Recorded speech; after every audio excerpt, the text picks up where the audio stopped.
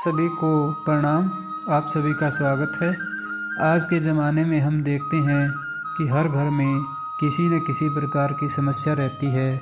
अक्सर बुज़ुर्ग लोग शिकायत करते हैं कि उनके बेटे बहू उनका पूरा ख्याल नहीं रखते, देखभाल नहीं करते। वहीं बेटे बहू की ये शिकायत रहती है कि उनके पास इतना टाइम नहीं होता कि उनकी यानी कि अपने वृद्ध माता पिता की अनावश्यक इच्छाओं को पूरा करते रहें। यानी कि वो भी इस बात को लेकर के परेशान होते हैं कि उनके माता पिता की बहुत ज़्यादा एक्सपेक्टेशंस है, जबकि उनके ऊपर वर्कलोड काम का बहुत ज़्यादा दबाव है। ऐसी सिचुएशन में हमेशा दोनों ही तरफ से खटपट चलती रहती है। अपने अपने सिरे पर दोनों सही होते हैं, परंतु आज भी समाज में कुछ ऐसे घर हैं, ऐसे परिवार हैं जहाँ इस प्रकार की कहानी नहीं सुनने को मिलती। वहाँ अक्सर बहुत प्रेम देखने को मिलता है। आइए उसी तरह के एक घर की बहुत सुंदर सी घटना लेकर के हम देखते हैं कि किस प्रकार हमारा जीवन भी खुशहाल हो सकता है। बेटा तू बच्चों को नाश्ता बना, इतने में मैं इन्हें तैयार कर देता हूँ। फिर तुम वत्स का लंच लगा दियो, मैं इन्हें बस तक छोड़ दूंगा। नरेश जी अपनी बहू दिव्या से बोले। वो बच्चों को तैयार करने की सोच रहे थे। नहीं पापा, मैं कर लूँगी, आप बैठिए, मैं बस अभी आपकी चाय बनाती हूँ, दिव्या कहने लगी। अरे बेटा, बन जाएगी चाय, मुझे कौन सा कहीं जाना है। तुम पहले इन सब कामों से फ्री हो जा, तब तक मैं इन शैतानों को रेडी करता हूँ, यानी कि स्कूल में जाने के लिए तैयार करता हूँ, नरेश जी हंसते हुए बोले। दिव्या हैरान थी। जो पापा जी माँ के रहने पर एक गिलास पानी खुद नहीं लेते थे, आज उनके जाने के 15 दिन बाद ही उनकी हर काम में मदद कर रहे हैं। असल में दिव्या के परिवार में दिव्या के पति, सास ससुर और 2 बच्चे, 6 साल का काव्य और 3 साल की नव्या थे।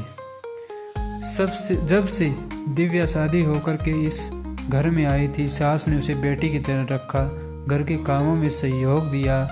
यूं तो दिव्या के ससुर नरेश जी भी बहुत प्यार करते थे उसे, पर उसने कभी अपने ससुर को खुद से कोई काम करते नहीं देखा। अभी 15 दिन पहले दिव्या की सास का अचानक हृदय गति रुकने से देहांत हो गया था। तब बच्चों की छुट्टियां थी और दिव्या के पति वत्स ने अवकाश लिया था। आज सभी वापस जा रहे थे, क्योंकि वत्स का ऑफिस दूर था तो उसे जल्दी निकलना पड़ता था, और नरेश जी रिटायर हो चुके थे तो घर में ही रहते थे। लाओ बेटा, बच्चों को दूध दो, नरेश जी बच्चों को तैयार करके बोले। बच्चों का दूध और टिफिन दे दिया।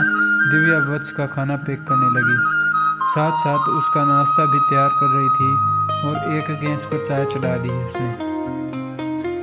लो वत्स, तुम्हारा नाश्ता। पापा जी आपकी चाय। आप नाश्ता तो अभी देर से करोगे, दिव्या बोली।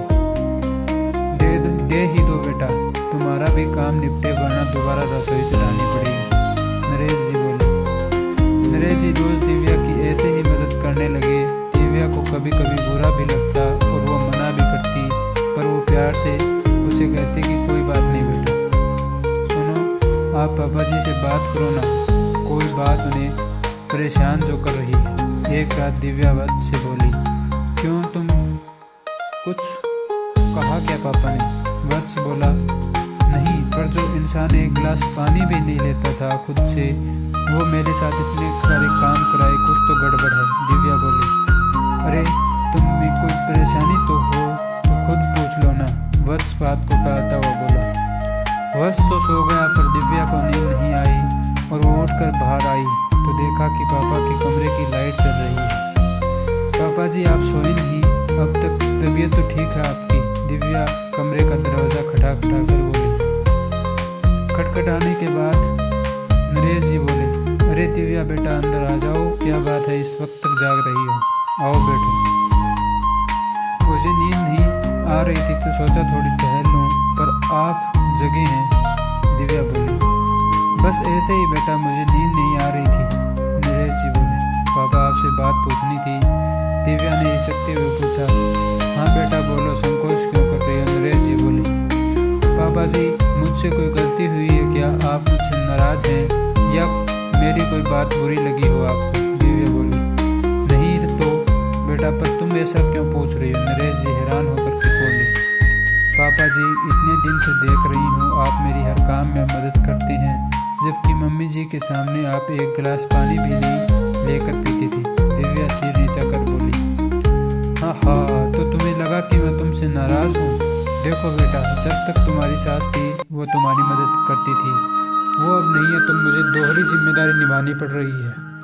मेरे लिए वत्स और तुम दोनों ही एक जैसे हो, तुम्हारी सुख सुविधाओं का ध्यान रखना ही मेरा फ़र्ज़ है। नरेश जी प्यार से बोले।